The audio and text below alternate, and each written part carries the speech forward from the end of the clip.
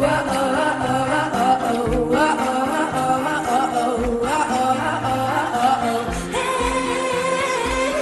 loin derrière, sans trop de raison. Tu m'as laissé hier, la fin de la... On commence tout de suite par des témoignages. Il y aura différents témoignages, à chaque fois un enfant, un jeune adulte et un adulte qui vous raconteront leur parcours, leurs difficultés, leurs espoirs et leurs victoires. On va commencer par le témoignage, c'est difficile de commencer, le témoignage d'Alexandre, si tu veux bien me rejoindre. Qu'on applaudisse, s'il vous plaît, encouragez-le. Bonjour Alexandre. Bonjour. Alors, tu as quel âge ? 13 ans. Et tu es en quelle classe ? En 4e. En 4e. Alors explique-nous, quel est ton trouble et quelles ont été les difficultés pour toi Alors, qui sont encore là aujourd'hui ? Donc, je suis dyspraxique visuospatiale et donc du coup j'ai beaucoup de difficultés dans l'écriture et dans tous les gestes. Alors, c'est quoi exactement la dyspraxie ? En fait c'est un trouble des gestes qu'on effectue qui ne sont pas automatisés. Qu'est-ce qui est difficile par exemple pour toi à faire ? Par exemple, de manger geste. ça peut être difficile, D'accord. M'habiller c'est difficile, écrire c'est difficile. La vaisselle, je peux la casser aussi. Enfin, voilà, c'est pas... Et ça a été diagnostiqué quand ? À quel âge ? Quand j'avais 6 ans, 5-6 ans, je crois. Donc en CP, hein, à peu près ? Oui, à peu près en CP. D'accord. Qu'est-ce qui a été mis en place pour t'aider ? Au départ, j'ai eu quelques aménagements, mais j'ai pas eu forcément une compréhension de certains professeurs. Mais en ce moment, j'ai des photocopies et des tiers-temps.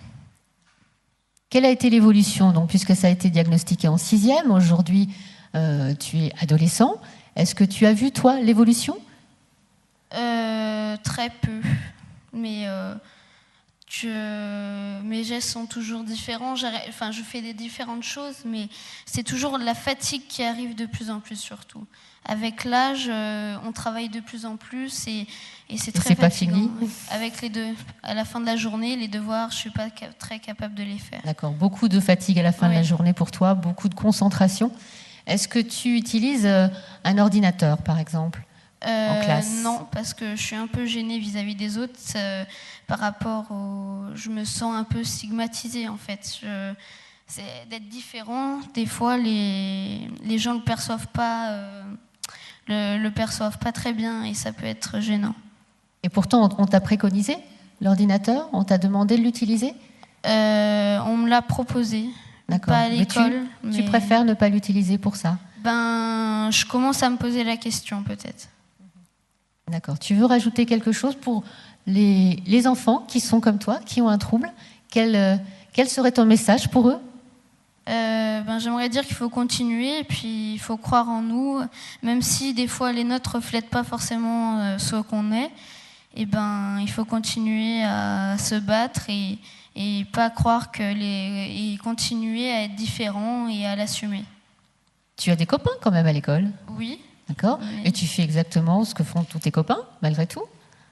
Oui, même si je ne peux pas faire par exemple de foot, de choses comme ça, j'ai des difficultés, mais je peux faire comme tout le monde. Il faut signaler aussi qu'avoir un trouble, ça ne veut pas dire être moins intelligent. Non. Hein, au contraire. C'est pour ça que je dis souvent que j'ai la tête qui va plus vite que les mains. Voilà. Merci beaucoup Alexandre, on l'applaudit.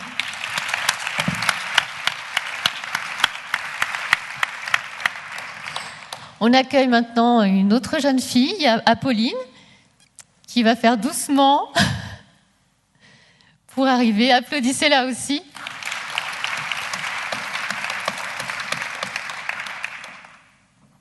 On la laisse s'installer. Bonjour Apolline. Bonjour. Alors, quel âge as-tu ? J'ai 11 ans. Et en quelle classe es-tu ? Je suis en 6e. Alors explique-nous comment s'est passée ta rentrée. Plutôt difficilement parce que dans ma classe, j'avais aucune amie. Et tu es en quelle classe ? En 6e. D'accord. Et le premier jour, j'avais pas amené mon ordinateur. Du coup, j'étais un peu comme tout le monde. Mais le lendemain, quand je l'ai amené, tout le monde me regardait bizarrement. Et j'étais un petit peu... Tu étais un petit peu tu te sentais un petit peu seule. Oui. Explique-nous quel est ton trouble. Moi, je suis dyspraxique avec une précocité verbale. D'accord. Donc, tu as besoin effectivement d'ordinateur. Oui, parce que je suis dyspraxique, c'est comme a expliqué Alexandre, c'est en fait, je suis très maladroite, parce que 10 c'est pour difficile et praxique c'est le geste. Et du coup, il y a plusieurs sports à l'école que je ne peux pas faire. Et écrire, pour moi, ça me demande beaucoup d'efforts. Du coup, on m'a donné un ordinateur pour travailler. D'accord. Qu'est-ce que tu aimes faire? J'adore dessiner et chanter. Alors, est-ce que c'est facile pour toi de dessiner? Non, parce que du coup, ça m'empêche un peu de vivre ma passion, parce que je suis vite fatiguée au bout d'un dessin et ça m'énerve beaucoup. D'accord, donc c'est ta passion, mais malheureusement pour toi, ça te demande plus d'efforts. Oui. Peut-être qu'avec l'outil informatique, tu pourras dessiner plus facilement aussi. J'ai essayé, mais j'y arrive pas trop. Et qu'est-ce que tu détestes? Je déteste mon ordinateur. Dommage. Oui. Et si toi, tu avais un message d'espoir à donner aussi aux adultes, comme aux enfants, qui sont ici, ce serait quoi? Ce serait d'assumer les différences et de ne pas essayer de changer, même si on vous critique ou quelque chose comme ça, parce qu'il y aura toujours des imbéciles qui feront ça. Est-ce que toi, tu as entendu beaucoup de critiques? Oui, mais quand j'étais plus petite. Et au fil des ans après, les adolescents sont moins critiques, tu crois? Pour l'instant, j'en ai pas trop entendu. Il y en a toujours qui disent n'importe quoi. Il y en aura toujours. D'accord. Je te remercie beaucoup, Apolline. Va te rasseoir.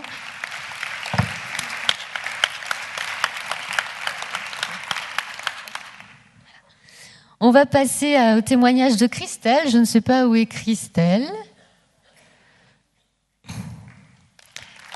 Bonjour Christelle. Christelle qui a 25 ans, je crois. Oui. C'est ça. Voilà, qui va nous raconter son parcours personnel. Là, je ne te poserai pas de questions.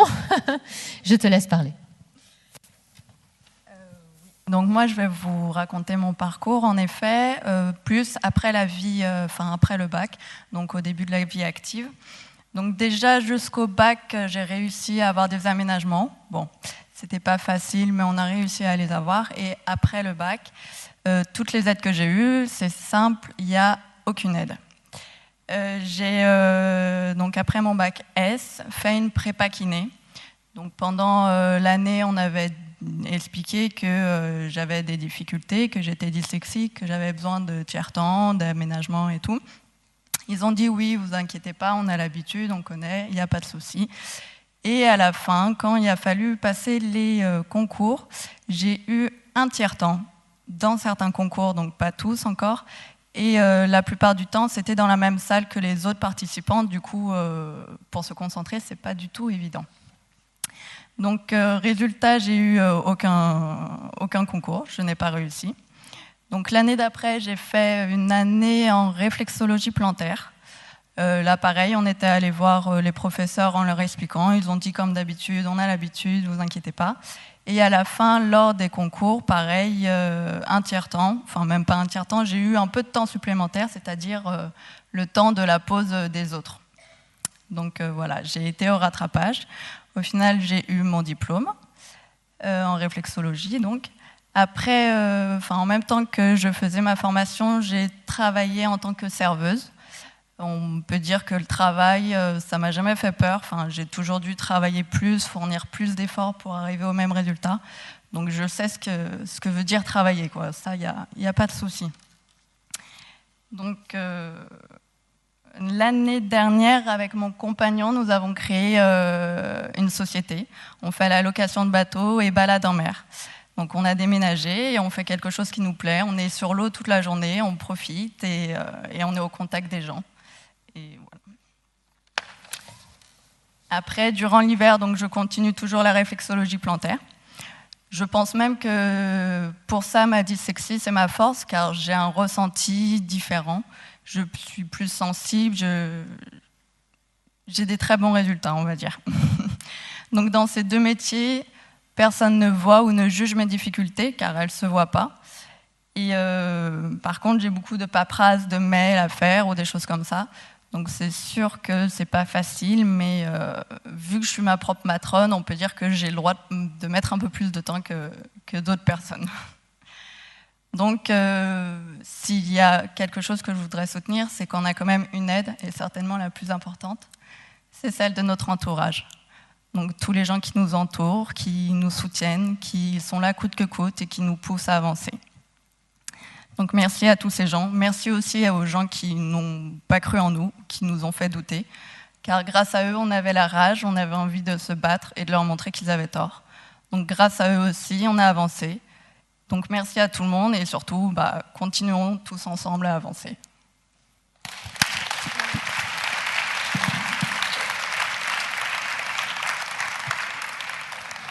C'est vrai que, comme le dit Christelle, souvent ces enfants ont une sensibilité, je ne dis pas exacerbée, mais beaucoup plus importante, hypersensible, beaucoup d'empathie, beaucoup d'intuition que les autres enfants n'ont pas, ou moins en tout cas. Donc c'est une grande force. On accueille maintenant Pascal, qui doit être dans la salle. Merci Pascal. Vous voyez, on a toutes les générations.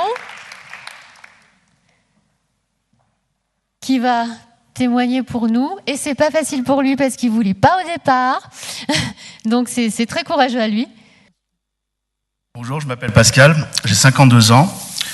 Je me présente devant vous parce que j'ai la chance d'être dyslexique. J'ai bien dit chance par rapport à ce que j'en ai fait.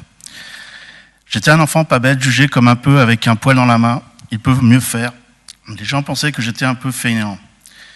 J'avais beaucoup de mal à apprendre, à retenir les choses. Donc, je leur donnais un sens, de la logique. Par exemple, pour une récitation, pour la retenir, je donnais des images de toutes les scènes et à tout le texte. Ainsi, je m'étais créé un premier outil. Vient ensuite la création de bien d'autres outils. J'étais devenu un inventeur d'outils pour ce que je voulais mettre dans ma tête. Pour le mot support, avec 2 jambes, il tient mieux. J'ai mis des années pour intégrer le fait que quelque chose de rigide veut dire que cette chose est dure et pas molle. Cette chose rigide est donc raide, R et R, et non pas R et M. Enfant, je jouais beaucoup à inventer des choses que moi seul comprenais.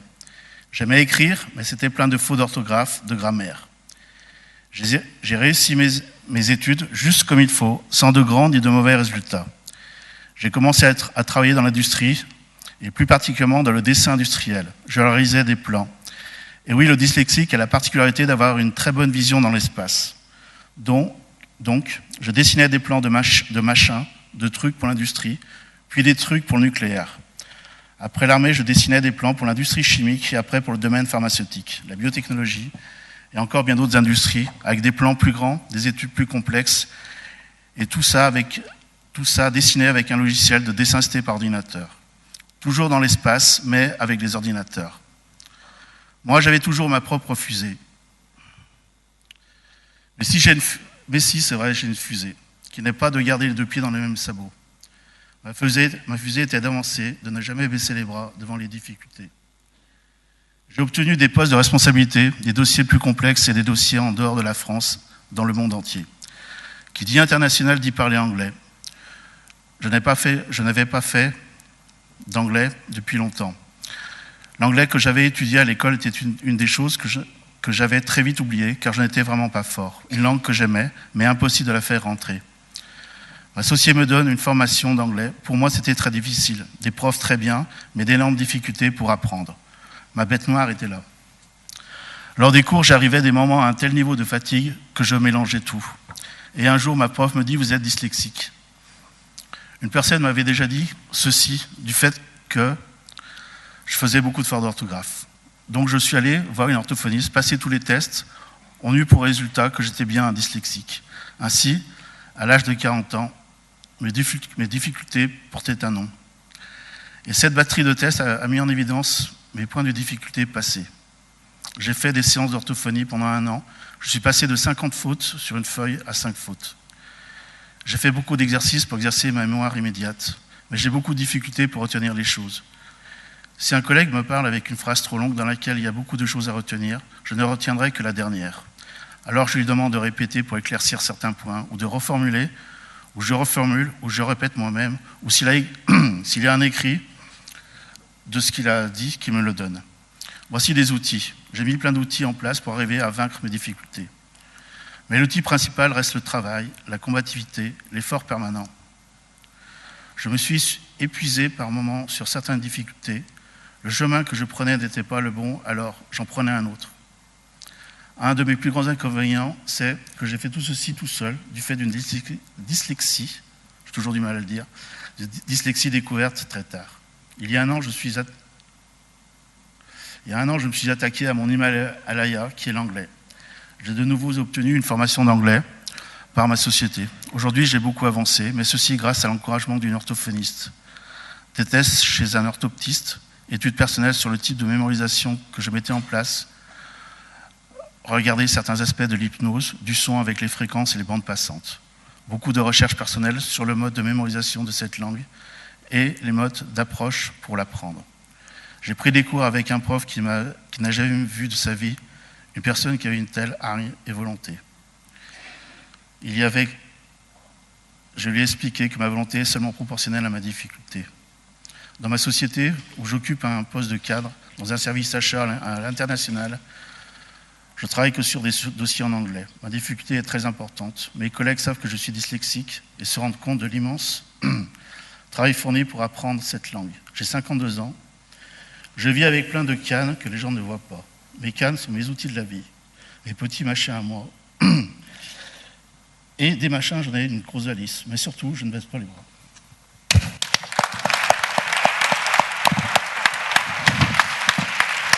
Merci Pascal. On remercie Apolline, Alexandre, Christelle et Pascal. On va commencer cette conférence. On va tout d'abord commencer par des témoignages d'enfants, de jeunes adultes et d'adultes qui souffrent de troubles 10, suivi d'une présentation des répercussions des troubles 10, et vous aurez un petit temps de questions-réponses avec des professionnels de santé qui viendront répondre à vos questions. On va commencer par le témoignage, elle se lève déjà, de Cyrine, qui va venir nous rejoindre. Je vous demande de l'applaudir pour l'encourager. Bonjour Cyrine. Bonjour. Tu as quel âge ? J'ai 12 ans. Tu as 12 ans et tu es en quelle classe ? 5e. D'accord. Alors tu souffres de quel trouble ? Dyslexique. Tu peux expliquer ce que c'est exactement ? Dyslexique, c'est comme un trouble de l'écriture et et on a un peu de difficulté à lire et beaucoup de difficultés pour lire, pour écrire, pour tout ce qui est les lettres, oui. En général. D'accord. Alors, je crois que tu as fait un petit dessin. Est-ce que c'est toi qui l'as fait d'ailleurs ? Oui. Ouais, très bien fait. On va le mettre à l'écran. C'est celui-ci. Tu as voulu faire un dessin pour représenter un petit peu ce qu'a été ton année de 6e. Alors, explique-nous ce qu'il veut dire. La petite fille qui pleure, en fait, ça me représente parce que j'ai du mal à écrire et il y a beaucoup de choses à écrire dans mon ancien collège. Il y avait beaucoup de choses à apprendre, beaucoup d'évaluations et j'en avais marre et c'était énervant parce que j'arrivais pas à tout faire comme les autres élèves et je me demandais pourquoi. Et à la fin, on m'a dit que j'étais dyslexique et... Donc tu as été diagnostiquée qu'en 6e ? Non, ou avant avant 6e, en CM1, mais je ne savais pas ce que ça voulait dire. Du coup, je ne savais pas vraiment pourquoi. Et je me suis dit, c'est pas grave, ça doit être... ça va passer. Ça doit passer. Et c'est qu'en 6e, ça serait vraiment... Ça a été vraiment problématique pour toi, dès l'entrée au collège. D'accord. Et on va mettre la deuxième photo. Merci Jocelyne. Et là, tout d'un coup, cette année en 5e, après avoir changé de collège, mais qu'est-ce qui s'est passé ? J'étais beaucoup moins stressée. On était 20 par classe, alors que dans l'autre collège, on était 30 par classe.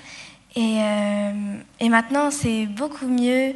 Ils donnent des textes à trous, beaucoup moins d'exercices. Donc ça, c'est les aménagements oui. Pour toi, qu'ils ne faisaient pas en 6e, du coup ? Non, qu'ils ne le faisaient pas. D'accord. Mais du coup, ils le font pour tous les autres élèves et je me sens moins mise à l'écart. D'accord. Ils font tous ces aménagements. Tous les élèves en bénéficient, qu'ils soient 10 ou pas. Oui. D'accord. Ok. D'où la joie d'aller au collège maintenant. Oui. Ok. Donc tu as beaucoup moins de difficultés, mais est-ce qu'il t'en reste encore? Ou est-ce que finalement tu es au même niveau? Il m'en reste encore un petit peu, mais je les sens moins. Tu les sens moins. Donc tu as vraiment vu l'évolution en passant d'une classe à l'autre, parce que moins d'effectifs, donc on peut s'occuper de toi aussi un peu plus? D'accord. Tu veux rajouter quelque chose pour tous les enfants qui souffriraient du même trouble que toi? Qu'est-ce que tu voudrais leur dire? Qu'il ne faut pas baisser les bras et que même les parents, qu'on doit toujours aider quelqu'un et on doit toujours y arriver à la fin. Bravo Cyrine, merci pour ton témoignage.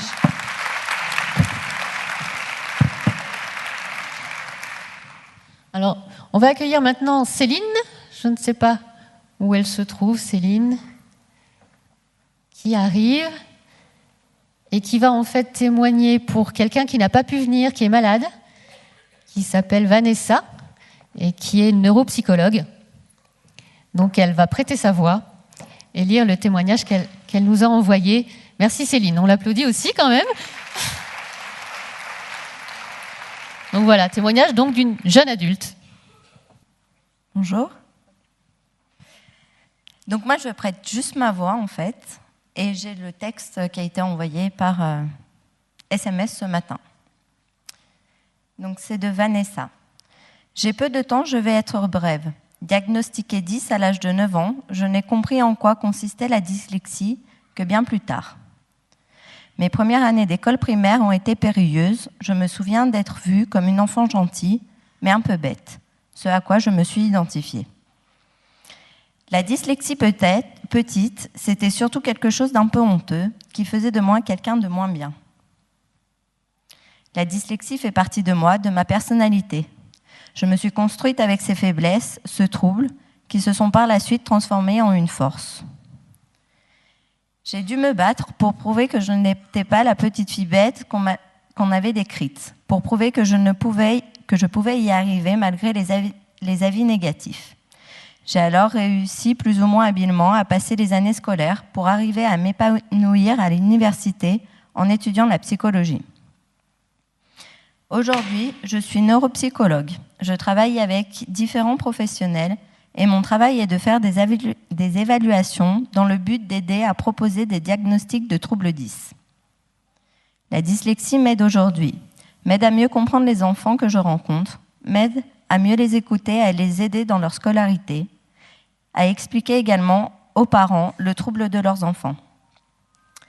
Dans mon quotidien, je reste dyslexique sans nul doute. Je lis doucement, je fais encore des erreurs de lecture quand j'essaie d'aller vite, et surtout, je fais encore tellement de fautes d'orthographe. C'est d'ailleurs, je crois, ce qui me reste le plus difficile. J'ai la chance de travailler avec des médecins, dont des collègues qui sont compréhensifs, qui ne me font jamais de remarques et qui me proposent même leur aide pour me relire. Quand il m'arrive d'avoir des retours négatifs sur mes productions écrites, j'arrive maintenant à en sourire, et je me dis que je n'ai plus rien à prouver. Je suis fière de mon parcours, j'aime mon travail et le lien que je peux avoir avec les enfants que je rencontre. Je souhaite à tous les enfants porteurs d'un trouble 10 de pouvoir faire de leur faiblesse une force.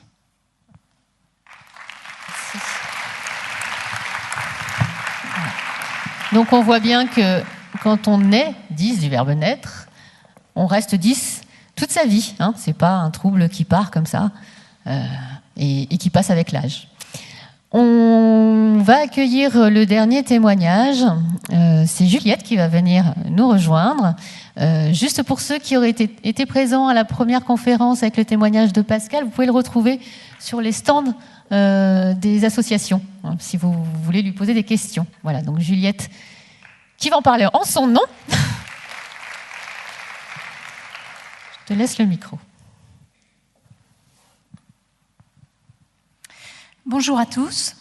Donc, je suis bénévole associative. J'ai aidé à mettre en place ces journées. Mais oui, si je suis ici, là, maintenant, c'est pour témoigner de mon propre parcours.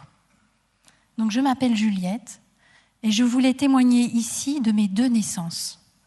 La première fois, c'était en 1969. Je suis née de l'amour de mes parents. À cette époque, quand j'étais petite, je tombais beaucoup. Et on disait que j'étais tête en l'air, que j'avais des membres laxes. J'étais souvent fatiguée, je dormais donc beaucoup. Et on disait que j'étais une marmotte. Quand je suis devenue ado, ça s'est compliqué. J'avais énormément de mal à m'organiser, à ranger ma chambre. Bien des fois, mes parents m'ont menacé de tout jeter par la fenêtre. Le lycée a été un enfer. Je n'arrivais pas à m'organiser. Je ne savais pas comment apprendre. Je n'arrivais pas à me faire des amis. Je n'arrivais pas à m'adapter aux us et coutumes d'un établissement de plus de 1200 élèves. Je n'avais pas de talent manuel. J'étais une élève moyenne et malgré mon envie de bien faire, je n'y arrivais pas. Et j'ai continué à tomber, à enchaîner des entorses, des plâtres. J'ai eu du mal à avoir mon bac, puis à trouver ma voie dans les études supérieures. J'ai trouvé malgré tout mon équilibre dans les études supérieures lorsque j'ai pu mener de front travail et cours du soir en m'appuyant sur du matériel informatique. Étais-je un poisson pilote du numérique ? Même si je suis toujours en recherche d'un travail qui me convienne, j'ai bien réussi mes études supérieures. Et puis, j'ai eu la grande joie de fonder une famille et d'avoir 3 merveilleux enfants qui sont tous les 3 avec des troubles 10. Les regarder grandir, les accompagner dans leurs apprentissages et leur quotidien m'a renvoyé à bien des difficultés que j'ai eues petites et que j'ai encore à ce jour. Organisation, une maison bien encombrée, fatigue, je ne peux pas faire plusieurs choses à la fois, lenteur de traitement de l'information, j'ai besoin de temps pour avancer, la planification, difficulté pour m'organiser autour d'un planning, être à l'heure dans les rendez-vous, s'habiller, suivre des recettes de cuisine à la lettre. Que devais-je en conclure ? Étais-je bien comme eux, comme mes enfants, ou eux comme moi ? Étais-je finalement plus en difficulté qu'en mode fainéantise, tête en l'air, ne sait pas faire, ne se casse pas la tête, manque de rigueur, fait exprès ? Pour en avoir le cœur net, j'ai passé des tests, moi aussi, neuropsychologiques et en orthopsie neurovisuelle. Et là voilà ma deuxième naissance. C'était il y a environ 7 ans. Les tests ont révélé de réelles difficultés d'organisation, de planification, d'automatisation, une lenteur d'exécution, un trouble neurovisuel. Cette deuxième naissance m'a permise de transformer mon bonnet d'âne en un nez de clown, faisant de mes difficultés une force fragile. Si j'avais une conclusion à faire, c'est de croire en ce que vous êtes et non pas en ce que l'on voudrait que vous soyez. Merci.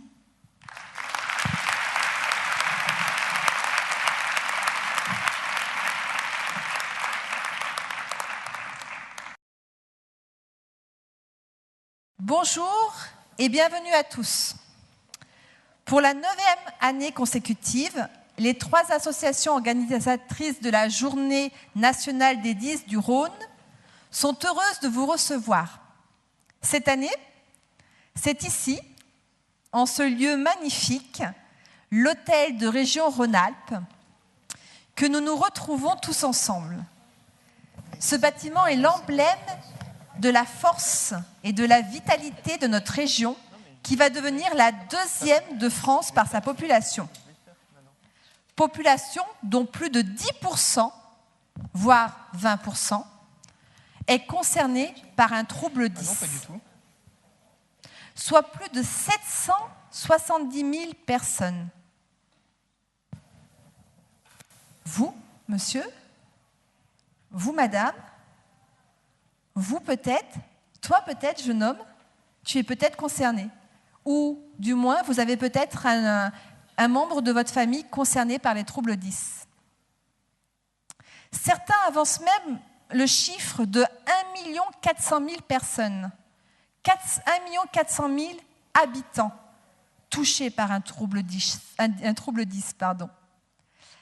À l'heure actuelle, effectivement, aucune étude ne permet de quantifier de manière globale l'ensemble des troubles 10 sur toute la population, enfants ou adultes. 10 ans après la loi du 11 février 2005, qui a légalisé les situations de handicap dues aux troubles 10, cette 9e journée témoigne de l'importance des échanges précieux et nécessaires entre les institutions, les élus, les médecins, les paramédicaux, les familles et les associations. Échanges qui permettent d'améliorer considérablement la vie des 10 et de leur entourage.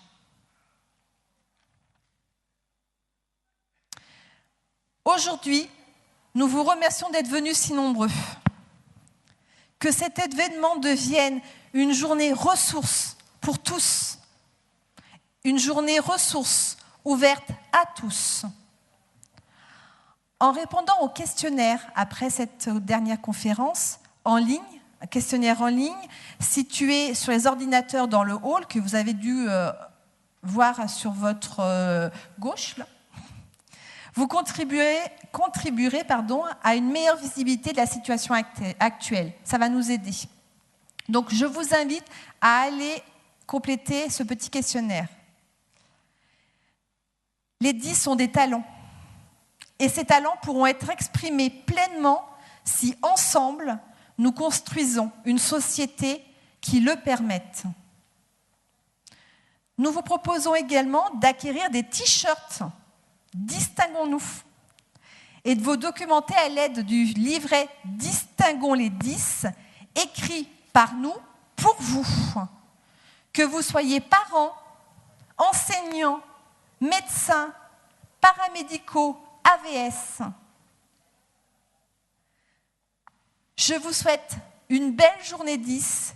Nous vous souhaitons une belle journée 10. Et je laisse la parole à Marie-France pour les témoignages. Et on applaudit bien fort Patricia.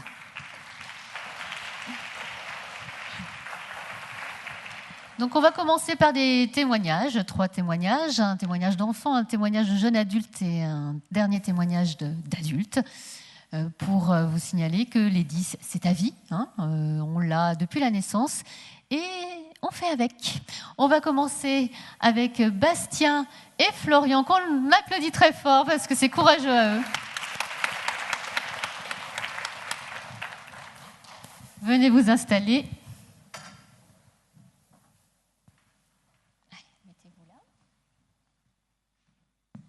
On va commencer par Bastien, si tu veux bien. Donc Bastien, tu prends un micro. Quel âge as-tu ? J'ai 12 ans. Et tu es en quelle classe ? Je suis en 5e. Alors, est-ce que tu rencontres, toi, des difficultés à l'école ? Oui, en orthographe, dans le français et l'anglais. Et ça vient de quoi, alors, ces difficultés ? De ma dysorthographie, dyslexie. Donc tu es dyslexique et dysorthographique, c'est ça ? Oui, c'est ça. Mais malgré tout, est-ce que tu es un bon élève ? Oui, il y a des matières où je réussis bien, les maths, par exemple.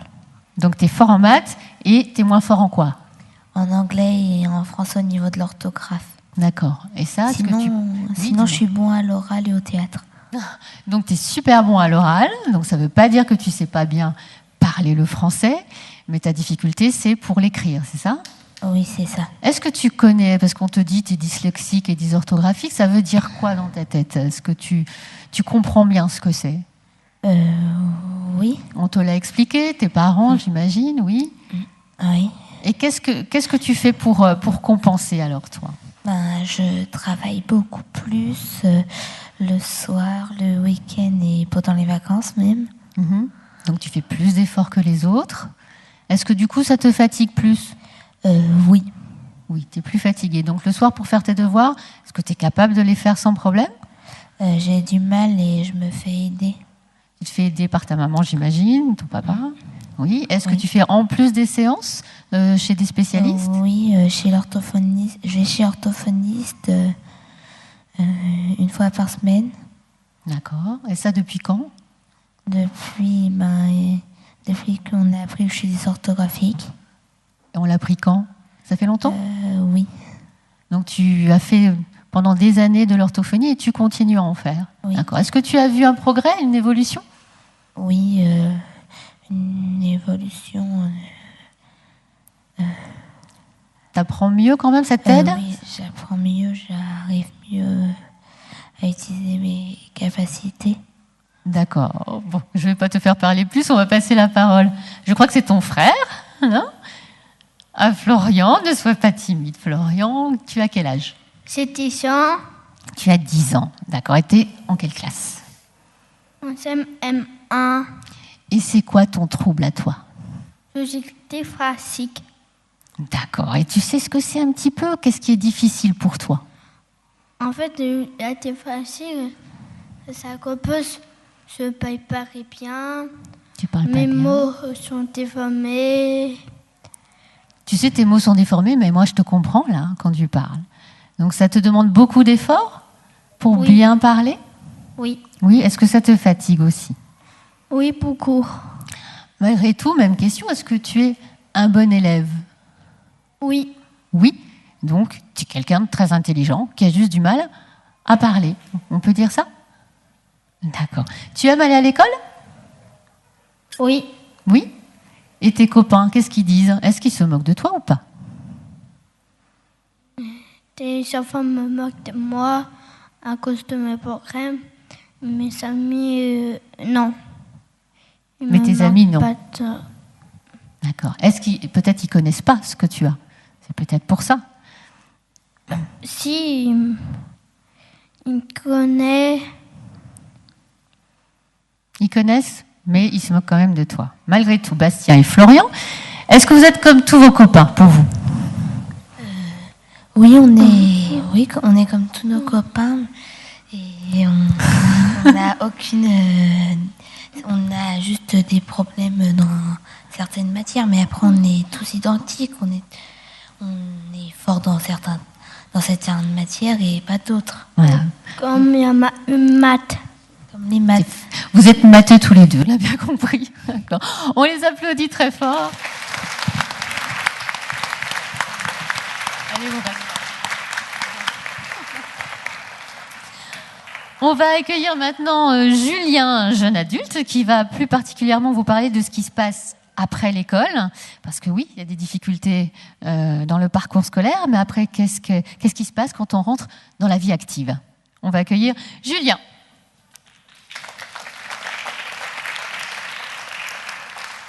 Et Julien, comment ça va? Salut Juliette. Alors, moi ça va bien. Je sais que je viens de démarrer un nouveau travail. Ah bon, Tu veux super. que je t'en parle? Mais super, moi. Je suis vraiment contente. Hein. Pour toi, Attends, depuis le temps que tu cherchais. faut que je te raconte quand même. Alors, raconte-nous un peu. Alors, tu sais que j'ai fait un énorme travail, surtout que j'ai constaté qu'en fait, il y a beaucoup de structures qui connaissent mal les 10. On m'a dit, tu vas voir, tu vas galérer en milieu scolaire, mais après, normalement, il n'y aura plus de soucis que tu parles. Ah bon, mais pourtant, avant, tu étais bien dans une entreprise adaptée. Justement, on m'a aidé, l'aide CV, l'aide de motivation. Étant donné que j'ai l'habitude de gérer mes dossiers, je suis arrivé à mon rendez-vous à Pôle emploi, c'était contracté. On s'est dit, celui-là, il va se débrouiller tout seul, d'autant qu'il sera accompagné par des structures qui suivent les travailleurs handicapés. Pas de problème, tout va bien. Et tu étais content du suivi? Le problème, c'est que c'était trop long et voilà, un rendez-vous tous les 3 mois, c'est un peu trop peu pour un 10. On a le temps de se disperser, d'hésiter, de choisir, de rédiger, après rédiger en plus, comme je dis, orthographique, avec les fautes d'orthographe qui vont avec, une lettre de motivation. Et donc en fait, l'annonce, le recrutement, il est terminé et on est passé à l'as, quoi. Oh là là, le moral, mais ça devait être drôlement bas. Hein. Du coup, j'ai pensé changer de voie, peut-être pour trouver plus facilement. J'ai fait un bilan médical, professionnel, qui m'a permis de faire des examens gratuitement que je n'espérais plus, ergo, neuropsy, etc. Parce qu'il faut...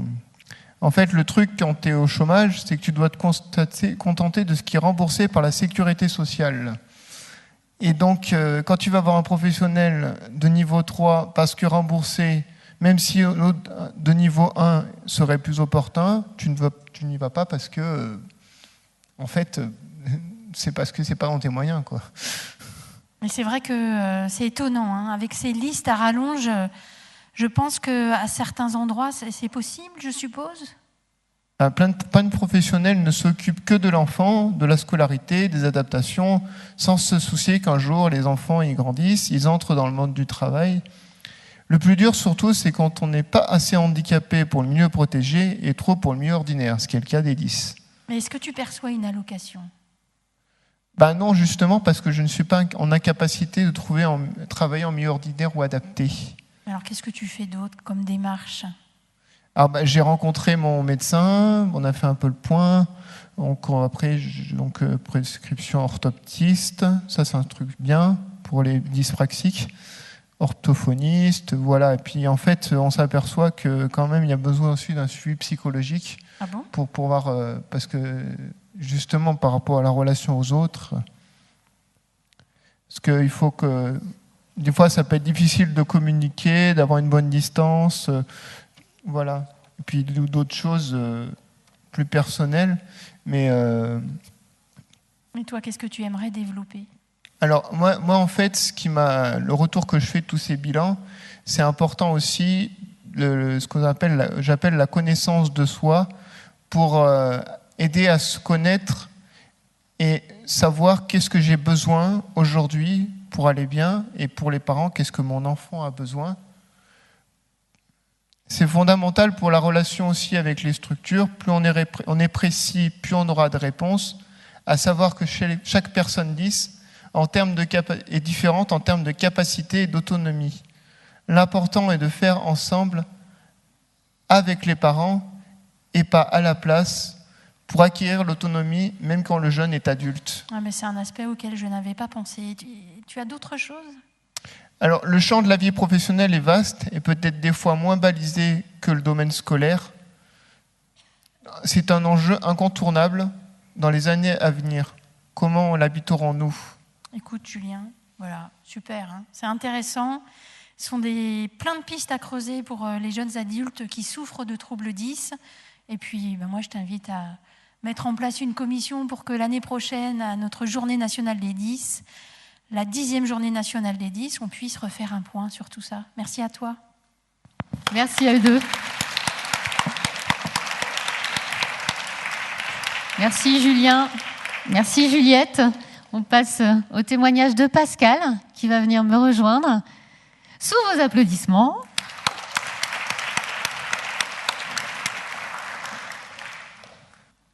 Bonjour, je m'appelle Pascal, j'ai 52 ans. Je me présente devant vous parce que j'ai la chance d'être dyslexique. J'ai toujours autant de mal à le dire, désolé. J'ai bien dit de la chance par rapport à ce que j'en ai fait. J'étais un enfant pas bête, jugé comme un peu avec un poil dans la main. Il peut mieux faire. Les gens pensaient que j'étais un peu feignant. J'avais beaucoup de mal à apprendre, à retenir les choses. Donc, je leur ai donné un sens, de la logique. Par exemple, pour une récitation, pour la retenir, je donnais des images à toutes les scènes et à tout le texte. Ainsi, je m'étais créé un premier outil. Vient ensuite la création de bien d'autres outils. J'étais devenu un inventeur d'outils pour ce que je voulais mettre dans ma tête. Pour le mot support, avec 2 jambes, il tient mieux. J'ai mis des années pour intégrer le fait que quelque chose de rigide veut dire que cette chose est dure et pas molle. Cette chose rigide est donc raide, R et R, et non pas R et M. Enfant, je jouais beaucoup à inventer des choses que moi seul comprenais. J'aimais écrire, mais c'était plein de fautes d'orthographe et de grammaire. J'ai réussi mes études juste comme il faut, sans de grands ni mauvais résultats. J'ai commencé à travailler dans l'industrie, et plus particulièrement dans le dessin industriel. Je réalisais des plans. Et oui, le dyslexique a la particularité d'avoir une très bonne vision dans l'espace. Donc, je dessinais des plans de machins et de trucs pour l'industrie, puis des trucs pour le nucléaire. Après l'armée, je dessinais des plans pour l'industrie chimique, et après pour le domaine pharmaceutique, la biotechnologie, et encore bien d'autres industries, avec des plans plus grands et des études plus complexes, et tout ça dessiné avec un logiciel de dessin assisté par ordinateur. Toujours dans l'espace, mais avec des ordinateurs. Merci Pascal, merci pour ce beau témoignage.